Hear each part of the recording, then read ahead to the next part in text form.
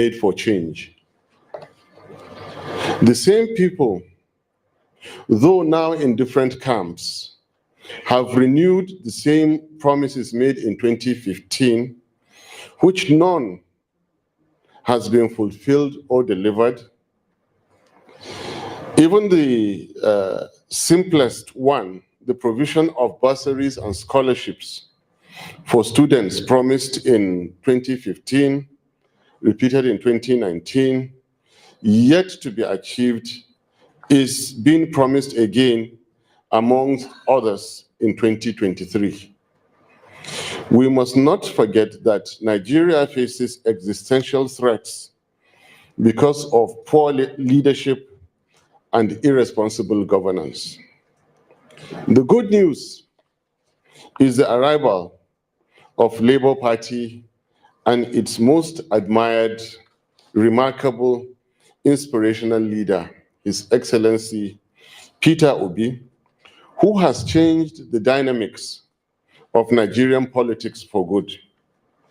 He has mobilized Nigerians and given them hope that a new Nigeria devoid of bad leadership, insecurity, and corruption is possible. Also possible is a country propelled by good governance to significantly improve the general well-being of the vast majority of Nigerians and guarantee their security and prosperity.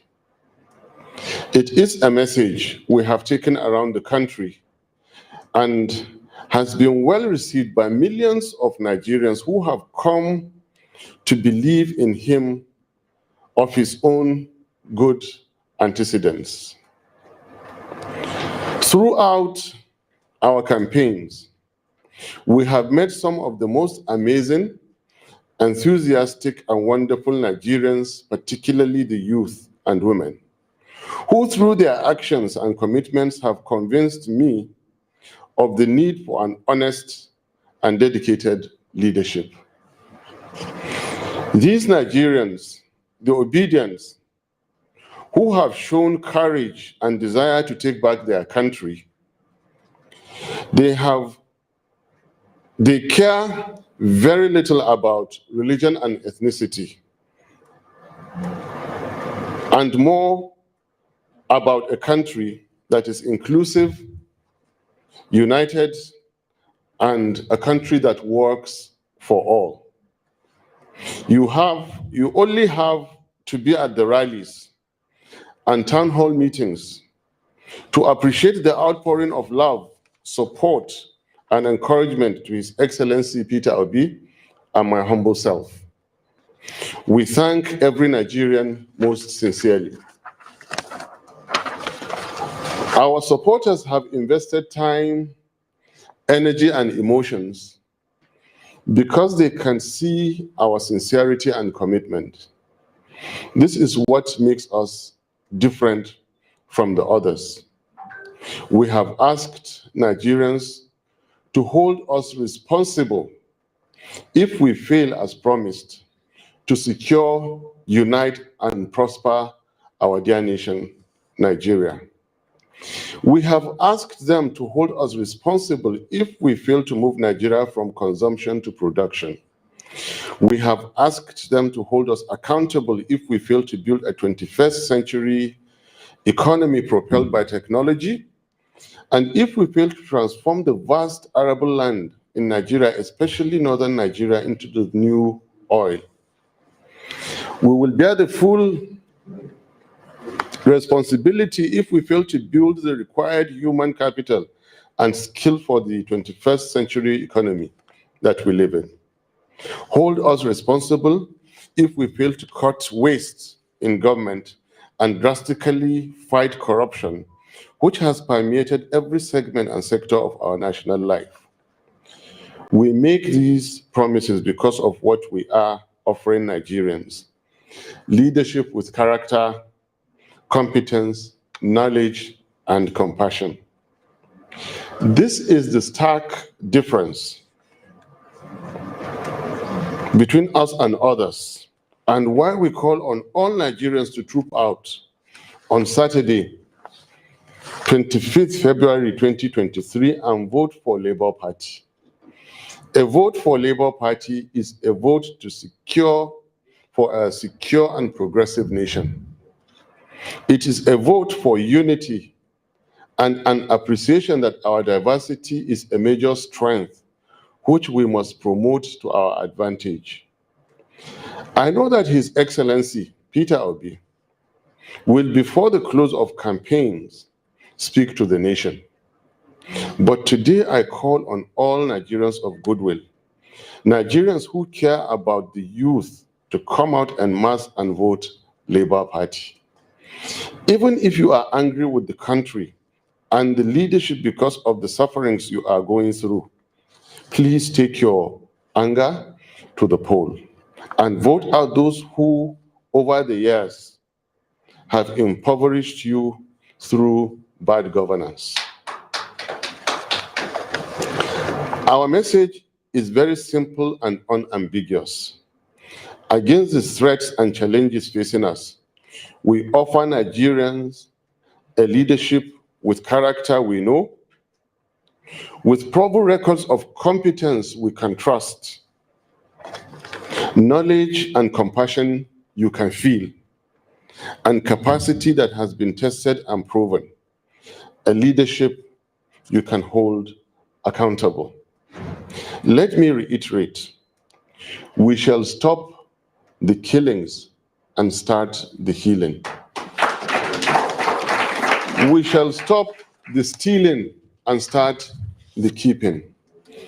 We shall stop the slide and start the climb of our society. Vote for Labour Party for a new Nigeria. The 2023 elections, if conducted well, hold the promise of the long-awaited, secure, stable, and prosperous Nigeria. Nigeria is indeed only one good leader away from greatness. I therefore sustain the call on INEC to be an impartial umpire and not frustrate the will of the people. I implore security agencies, the police, the military, the DSS, and other uniformed officers to conduct themselves with utmost responsibility and resist the temptation to subvert the will of the people. And to my dear Nigerians, with us, you have the best opportunity to take back your country and usher in a new Nigeria. I urge you to troop out, vote Labour Party LP, and protect your right to a new Nigeria. Let's get it done, please. Vote Peter Obi for president. Vote Labour Party LP, Mama, Papa, Pikin. God bless Federal Republic of Nigeria. Give me this mic.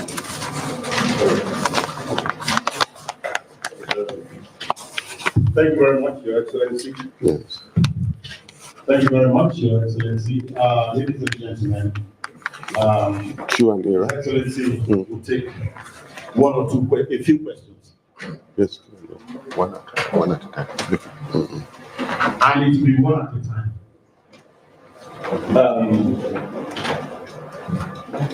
Come. With the hat. Take your turn. Blue with your hat. So you have the best of this etiquette and reasonable. Your name, your media person. Thank you very much. Thank you, His Excellency, for the address. My name is Mazito Ojukwu, Gender Media. My question to you, sir. The President of the Federal Republic of Nigeria yesterday made a broadcast where he reaffirmed that the 500 Naira notes and the 1,000 Naira notes it will still remain out of circulation and out of use. And yesterday, we also saw the governor of Kaduna State make a statement which seemed to many of us invalidating what the president said. When something like that happens under your watch, how would you handle such? Do you consider that as an offense against the state, as someone who speaks in violation of what the president of the republic spoke about? Thank you. Thank you. Your question is very hypothetical, but valid.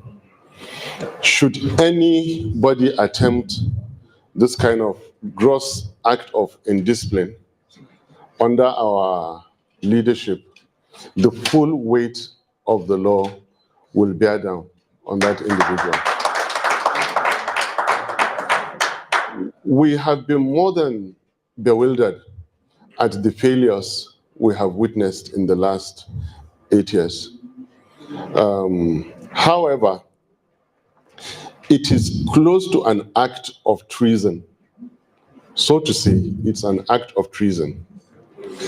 If an elected governor of a constituent part of a sovereign country will give direct instructions to the contrary of what is constitutionally the exclusive preserve of the federal government. Like it or hate it, Buhari's government was duly elected and sworn in. Nigeria is a sovereign state, and currency matters are a sovereign issue.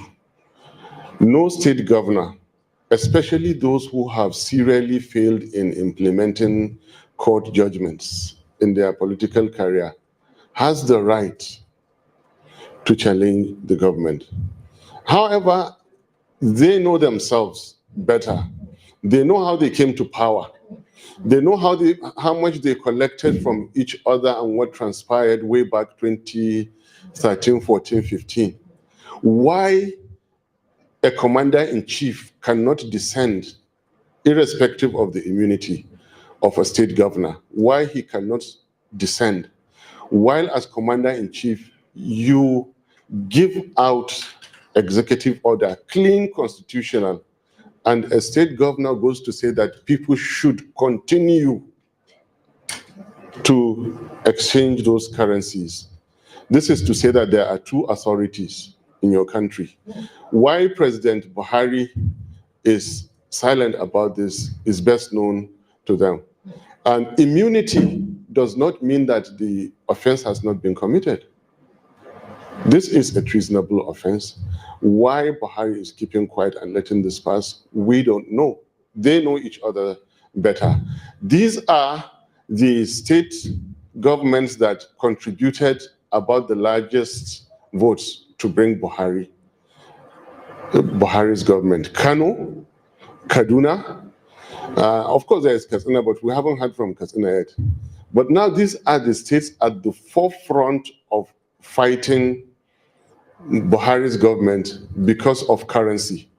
These are state governments who have not fought Buhari's government for failure to deliver the promise to secure Nigerians.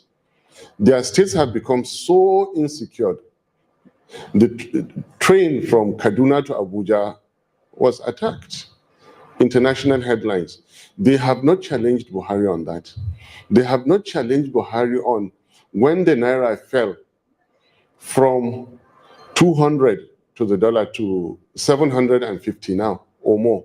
They have not challenged him. It is only the money, the drama to elections that they are challenging the president to the extent of giving counter orders to the tune of, treason. It's close to treason. Lawyers will tell you that better. Next question, please.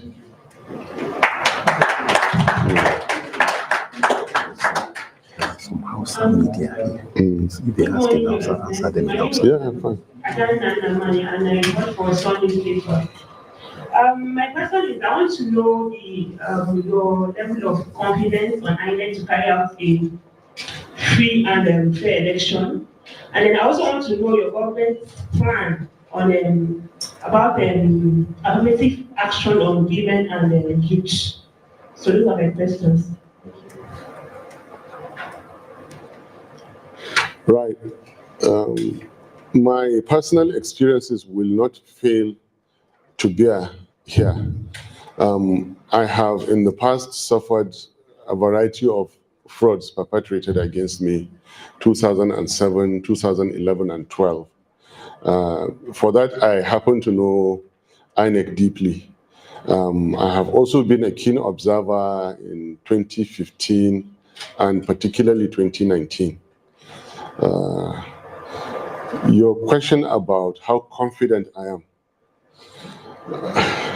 am cautiously optimistic, and so should all Nigerians. Until we see free, fair, credible elections, we won't believe it. Let them do, and then we believe. As for the affirmative action, His Excellency Peter Obi has released a statement this morning, and we're on the same page. So please allow me to wholeheartedly adopt the statement of His Excellency Peter Obi.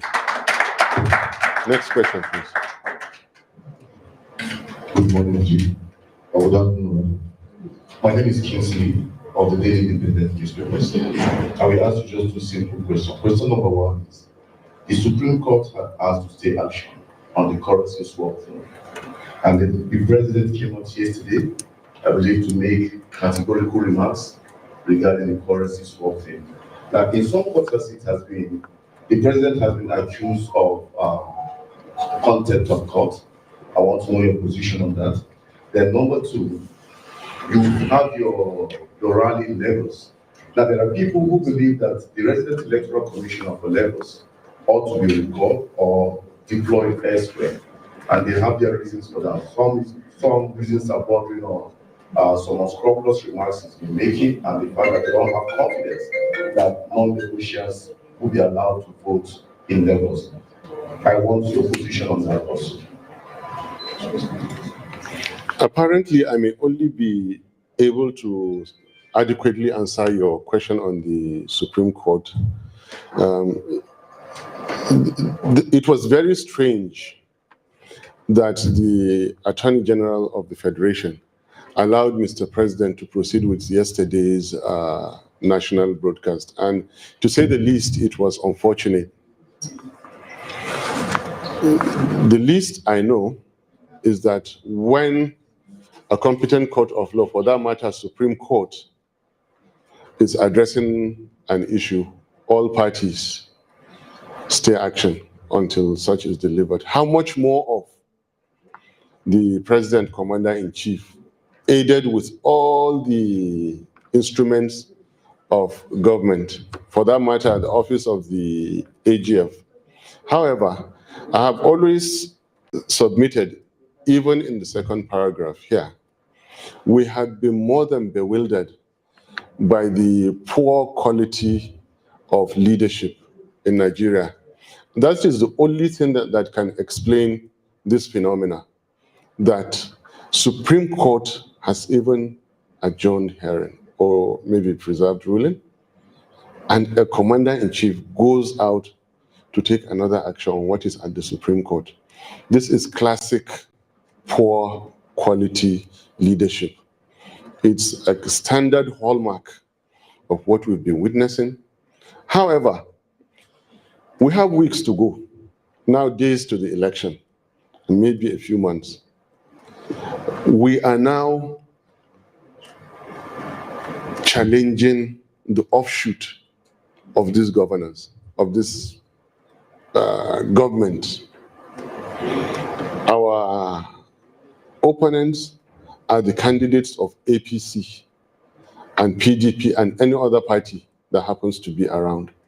Right now, the best we can get out of this government is some form of a credible election for us to ease them out and usher in the Nigeria of our dreams.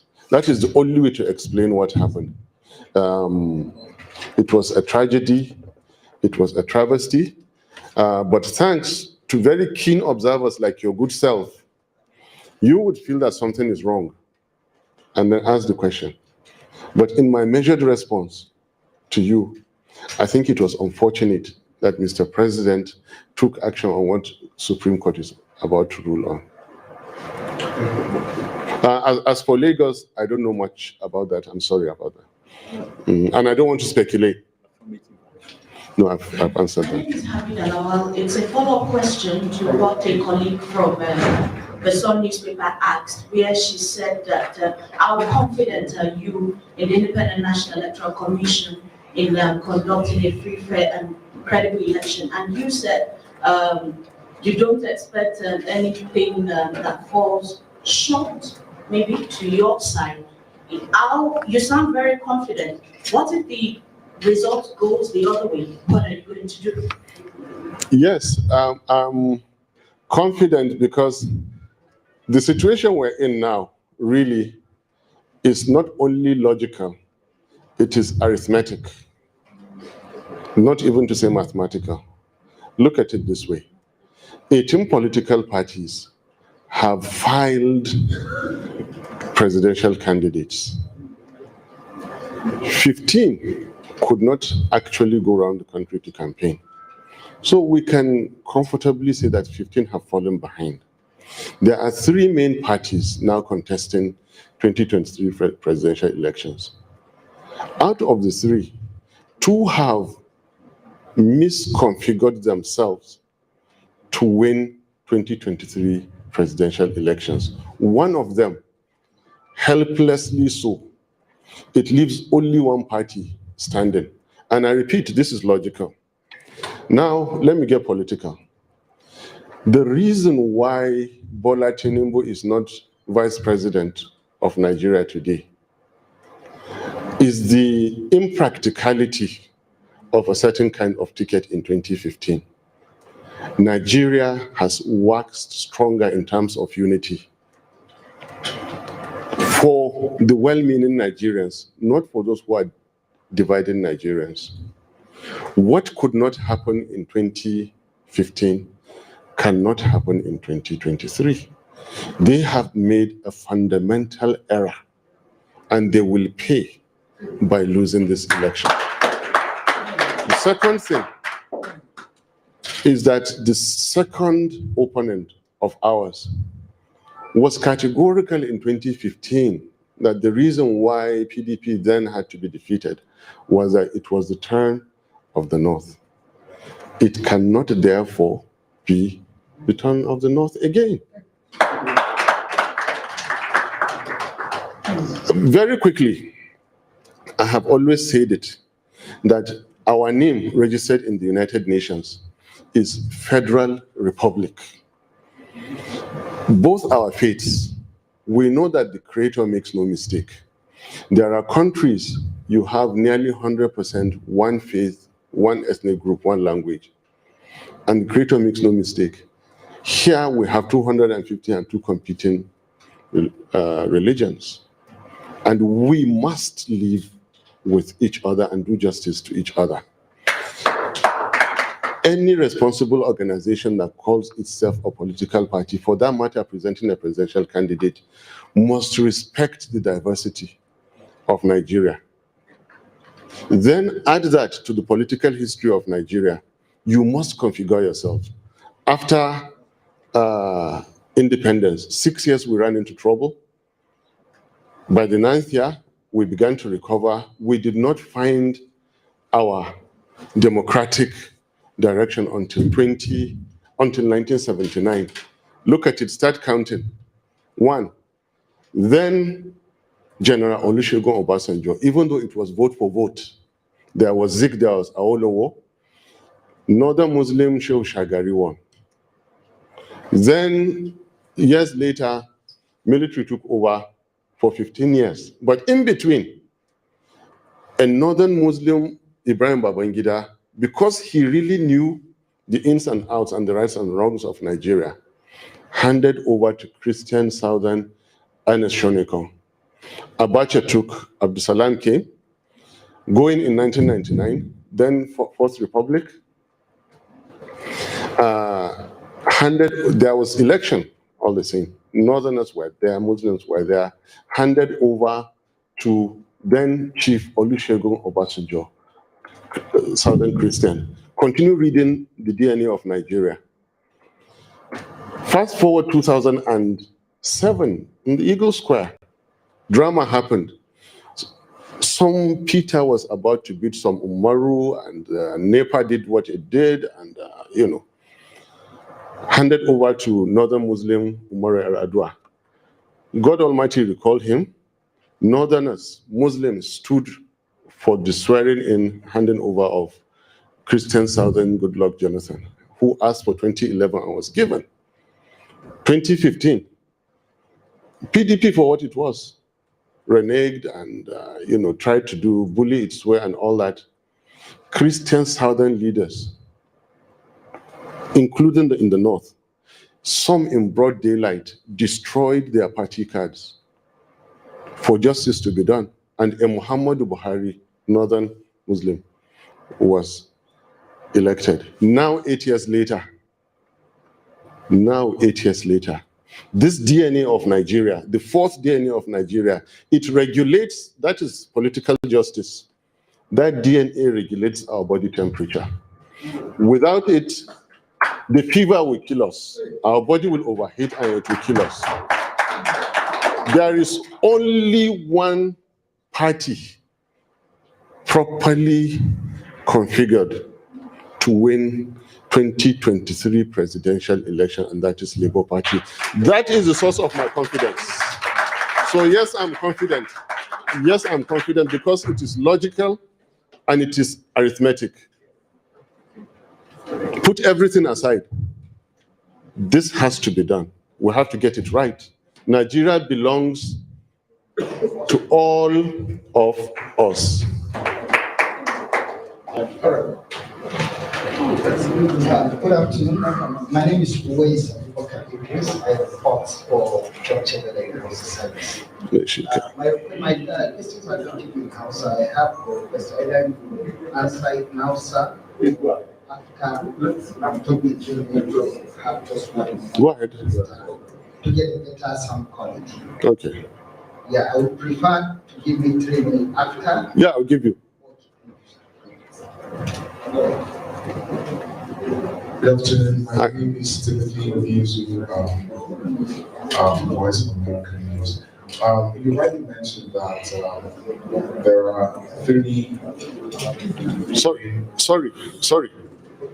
The last question was so important. Please, before you ask yours, my friend, the lady, I forgot a key part of your answer. Go back to 2019. The likes of Peter Obi, Wike, Emmanuel Udom, and other Christian Southern politicians, if you recall, they had the resources, people, and experience to contest the presidency. But what did they do? And it was their constitutional right. Hello, anyways. They had the constitutional right to contest in 2019. What happened? To show you that this DNA I'm speaking about is real, they restrained themselves. They also showed respect to Nigerianness. They showed respect to others, like me in 2019. As unprepared as I was, I knew 23 was not our time, and I could not wait for 31, and I was thirsty to rescue Nigeria from what we are witnessing today. I contested. Obi did not contest.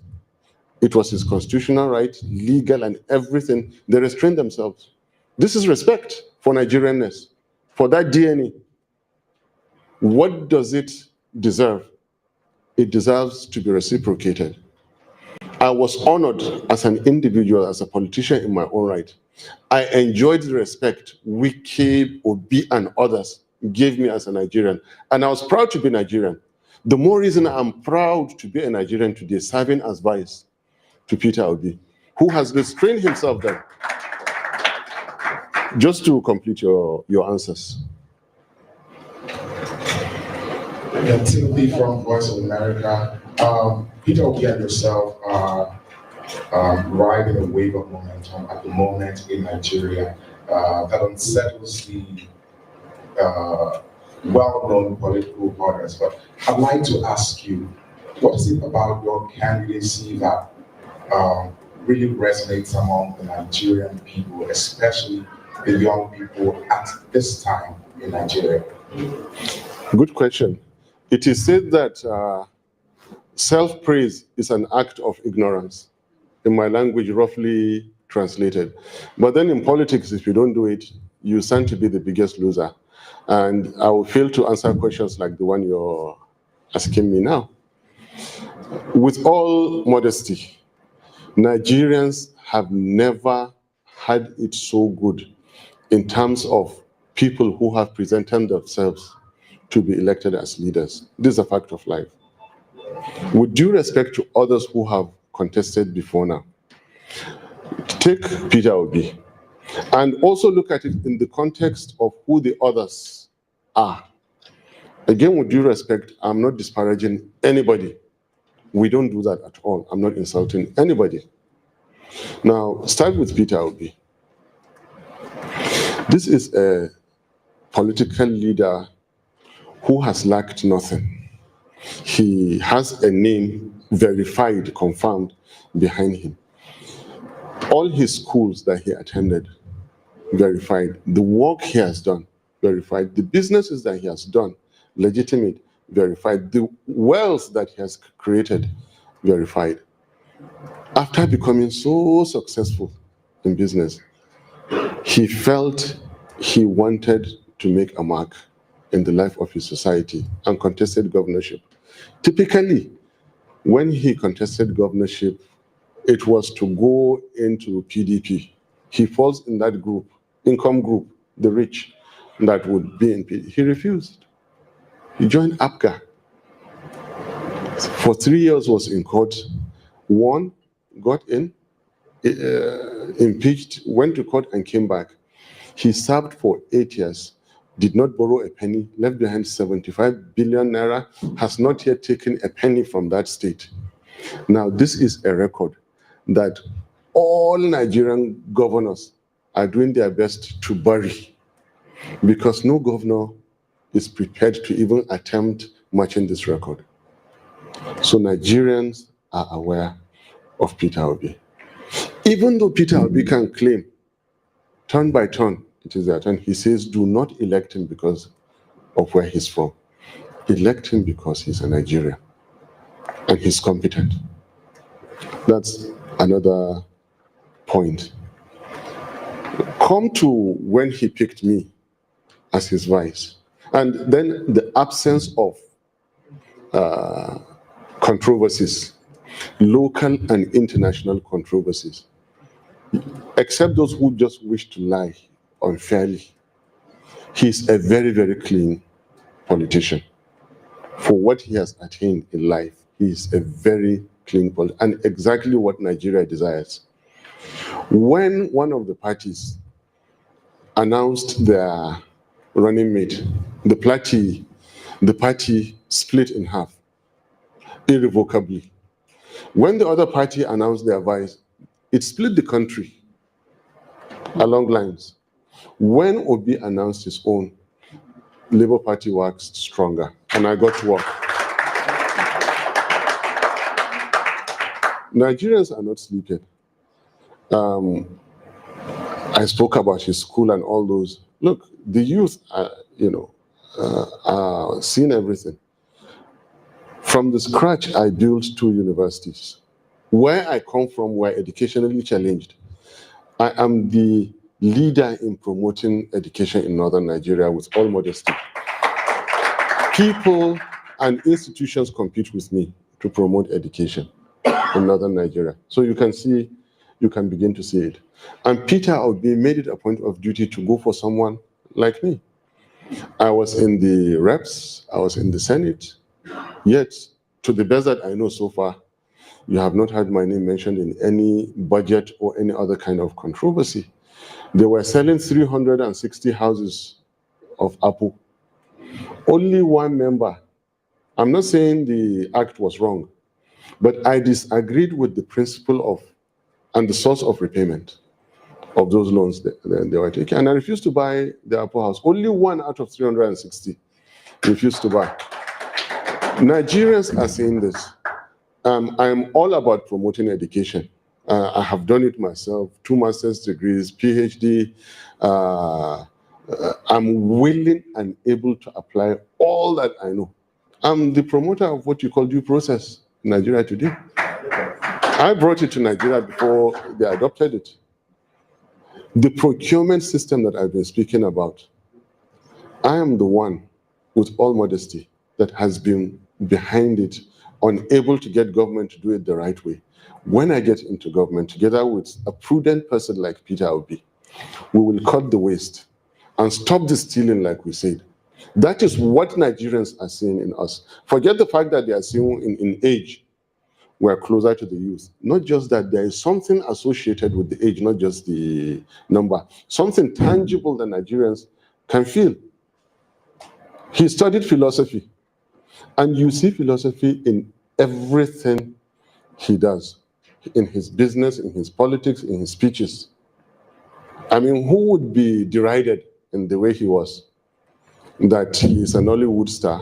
And he tells you, yeah. That reminds me, I will work with Nollywood. You have to be deep in knowledge, culture, and character. You need to be worth your weight in gold from where you come from to be such an individual. That is why Nigerians are believing in us. The very last question.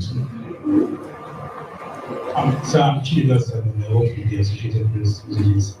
My question focus on the cash shortage crisis we're seeing. Just before I came here, I was a family that's they're having very rough accessing cash for their daily use. And that pretty much mirrors the challenges we're seeing with other families. So now there are concerns about this affecting the election, just a big way, in terms of not just limiting the number of voters that would come to vote, but also logistics challenges for having to facilitate all of the supplies they need to prepare for the election. So now I want to know, do you share the same concern? Because the woman I was speaking to say that she has to first of all eat to have the strength to go to polling to vote. And now just a week, you're seeing people having to spend all days in the queue and all. So do you think in any way that what we are seeing now in terms of the protests, the arrests, and inability to access cash just for daily use, it's going to have any impact on the election? Maybe going to lead to maybe a postponement or even people having to come to the Thank you. Well, your questions bring me to say more about this government that I'm trying to avoid. But the truth has to be said. Since 2015, was there anything ever done right? That's what you have to see. Nothing has been done right. I just mentioned in the opening paragraph, not a single promise fulfilled. Nothing was ever done right by these people. We are appealing to Nigerians. Countries, especially like Nigeria, are most vulnerable during transition periods. That short transition period, that's the most vulnerable time for diverse countries like Nigeria. We have to work with citizens to hold this giant egg not to break. It's a very giant, fragile egg. We don't want it to break and spill on all of us. The sacrifice everyone has to make, that we are making, our citizens have to make the same. I still don't believe anybody will fall down and die. I pray not from hunger. You see, in our thinking, in our philosophy, that effort which you made in the most difficult circumstances yields you a greater result than the kind of sacrifice you make when you're in absolute comfort. Nigerians are in a lot of difficulty. We know we are even in greater difficulty than Nigerians. Citizens, or you think who cannot draw cash from ATMs. There is nothing we can say besides the fact that, please, Nigerians, the darkest part of the night It's just before dawn. The sun has gone. The sun is yet to rise. The sun has gone, so to say, on this era, if this election works. And a very bright day is beckoning. Just bear out. We have days to go to the election and weeks, and we know we have to hit the ground running. But let me reiterate, these people have not done anything right. Nowhere in the world has a central bank ever been charged with fiscal responsibilities. But we have seen it years before now. CBN doing agriculture, only for us to come and find out the CBN governor had presidential ambition. This is wrong. Where is the commander-in-chief? What was he doing? Go back in time. There were 3 culprits. One ran away from the country. One was imprisoned, so to say, or jailed. The other one, who is the CBN governor, remained in his office, prospered. How come? How is that possible? And then to come and see that he became close to those who are close to commander-in-chief. Everything that could go wrong in Nigeria has gone wrong. So do not expect currency change to work out perfectly, because they have never done anything. People cannot still collect their PVC cards. And I would say PVC is even more important than cash. Where is the government? Everything that is going wrong is going wrong. A little more perseverance and we'll get there. I'm really, really sorry that Nigerians are going through this. We're all in it. We're feeling it. Thank you. Thank you very much, Excellency. Thank you very much, Excellency. Yes. Some of our colleagues are going to ask a few more questions. I hope you can spare a few minutes. Yeah, I will. And by the way, the constitutional role of the law of CBN does not have anything to do with elections. It is banker to the federal government, a lender of the last resort, financial, economic, and monetary, not fiscal. To deviate from that and say that Central Bank of Nigeria engaged in a certain change of currency for the sake of elections, this has never happened in history. At least I studied economics. I know, I think I can comfortably, it is completely wrong for CBN to do anything that is political or electoral, because it is not their work. It is not the work of CBN to do anything electoral. They could not manage the value of the Naira. They saw Naira fall from 197 to 750. And they come to tell us that they are doing this for elections. Why did they not change the currency before 2019 elections? We're not going, well, it's if they are trying to stop vote buying, in principle, it is good. In principle. But how is it being implemented? CBN has nothing to do with elections. That's the answer. Yes. Yeah, finish. You say your colleagues. Yes. Yeah. They need to ask some of the questions. Yes. Of you. But you need to step aside so that you can actually do that on outside the stage. Yeah, that's the quality of. Yes. Last but not the least, I mean, on this currency issue, now that it hurts so much, the governor of the state, which in 2019 gave President Muhammadu Buhari 1.9 million votes, literally delivered Buhari to us. That governor has come out to say that Buhari's government has not achieved anything in 8 years. And without disparaging the governor again, I mean, the news is the news. This is a governor that was seen with a very, very despicable act, which Mr. President again turned his head away and allowed it to happen. The president who claims to be fighting corruption. Now that same governor, because of Naira, has turned around to tell the whole world this president has achieved nothing in 8 years after giving him after his state giving him 1.9 million votes. If you ask me, not just this individual, not just the political party, but that entire system must never be trusted again to get anywhere close to power. Thank you so much. Can we give DP a round of applause? I think he did well. Don't you think so? So that is what Nigeria should be looking forward to. We are not the type of people who avoid the media. We have things to say, we have things to share with people of Nigeria, and we will never shy away from that. Thank you very much, ladies and gentlemen, for coming. I'm sorry, Your Excellency, just one announcement. There will be tea break immediately after now.